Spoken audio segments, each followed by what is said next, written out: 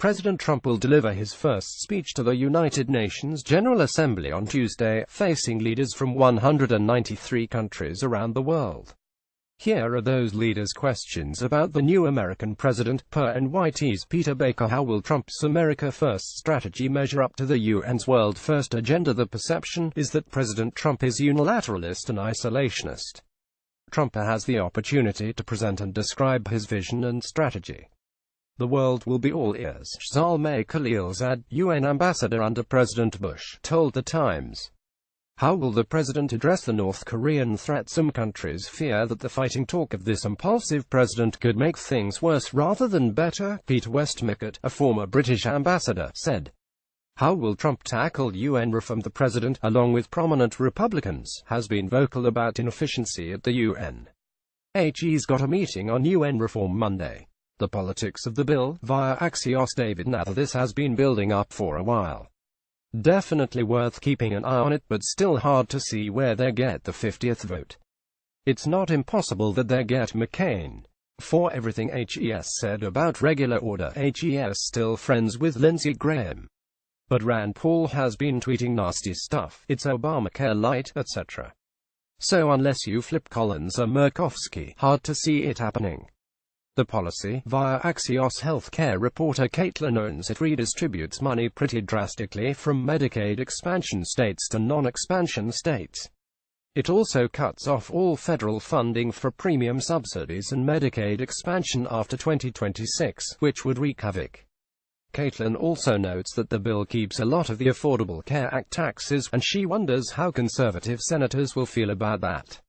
Bottom line: sure, don't dismiss this healthcare push. Have it on your radar. But don't go nuts. Computers are evolving, and the next generation of machines could look like the human brain, in which a central stem controls the nervous system and outsources tasks to the surrounding cortices, NYT's Cade Metz reports. Why it matters: this shift could diminish the power of Intel, the longtime giant of chip design and manufacturing, and fundamentally remake the $335 billion a year semiconductor industry that sits at the heart of all things tech, Metz writes. For about half a century, computer makers have built systems around a single, digital chip. That's what you'll find in the middle of your own laptop, computer, smartphone. Now, computer engineers are fashioning more complex systems, dividing work into tiny pieces and spreading them among vast farms of simpler, specialized chips that consume less power. The bottom line: by mimicking brains' biological design, these new computers can accelerate the speed at which artificial intelligence advances, and the dream of machines that can navigate the physical world by themselves can one day come true. Former Vice President Joe Biden tomorrow will push back against universal basic income, or UB, one of the most popular suggested solutions to the massive eradication of jobs that's feared because of automation. UB is a check to every American adult, but Biden thinks that it's the job that is important, not just the income. In a blog post tomorrow timed to the launch of the Joe Biden Institute at the University of Delaware, Biden will quote his father telling him how a job is about your dignity. It's about your self-respect. It's about your place in your community. Why this matters: UB is seen as a solution to growing inequality and unemployment driven by technological change that's gained credence among some tech executives and investors. Hillary Clinton considered making it a part of her 2016 presidential campaign. The Biden Institute's emphasis the first semester will be the future of work, and Biden will host an event at 4 p.m. Tuesday in Wilmington, with speakers including Biden, Elaine Chao, the Secretary of Transportation, and Mary Kay Henry, President of the Service Employees International Union. It will be live-streamed here. China has had an unsurprising economic century, churning out billionaires, slashing poverty, and seeking to dominate ever more industries of the future. But how about Uzbekistan, Vietnam, and Ethiopia, all of which have had their own unsung, dynamic spurts since 2000 at a time of serious challenge to globalization and open trade, the leading economic policies of the last quarter century? We took a look at how all the global economies are performing. In the chart below, we highlight some notable cases, with an eye toward the future of the global economy. How to read it: each line represents the change in a country's GDP since 2000. The thickness of the line depicts the size of the economy. We used a log scale in the vertical axis to help compare countries that merely doubled their GDP versus those that grew by nearly 13 times. Looking at you, Angola.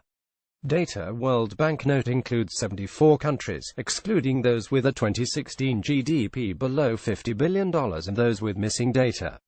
Japan. Powered by booming automotive and electronics industries, Japan has been nonetheless hampered by stagnation and now population decline. The Japanese population has dropped every year since 2010, and is on track to shrink by a third within the next 50 years. Sudan. An upward economic trend belies a turbulent century, notably the breakup of the country and civil war in Darfur. In 2011, South Sudan made off with enough oil to wipe out more than half of the Khartoum government's revenue and almost all its exports. With much of Sudan's oil capacity now beyond its borders, it must adapt to a future focused on agriculture and livestock. Russia. The recent slumps group includes 3 of the 5 BRICS countries: Brazil, Russia and South Africa, the group that, in the 2000s, was thought to represent the dynamic forefront of the global economy. Russia especially fell out of the group in all but name. A combination of tax reform and high oil and natural gas prices helped its economy soar through most of the 2000s. But the 2008 financial crisis hit Russia hard, and it has yet to truly recover. President Vladimir Putin has held the economy in place by allowing the ruble to float, but Russia continues to be dogged by low oil prices and economic sanctions following the 2014 annexation of Crimea. Argentina opened the millennium in the middle of a depression that saw its economy shrink faster than any other country on the chart. It contracted more than a quarter between 1998 and 2002. Argentina pulled itself out of the funk in the mid-2000s, thanks to investments in health, social programs and education. But in recent years, it has been plagued with corruption scandals, a lag in productivity, and stagflation. Parents who work outside traditional business hours often are lost in the national conversation about access to child care and early education. AP's Sally Ho writes from Vegas. In many cases, the children of shift workers are cared for by relatives or friends in unofficial capacities. Those without such a support network have few, if any, options.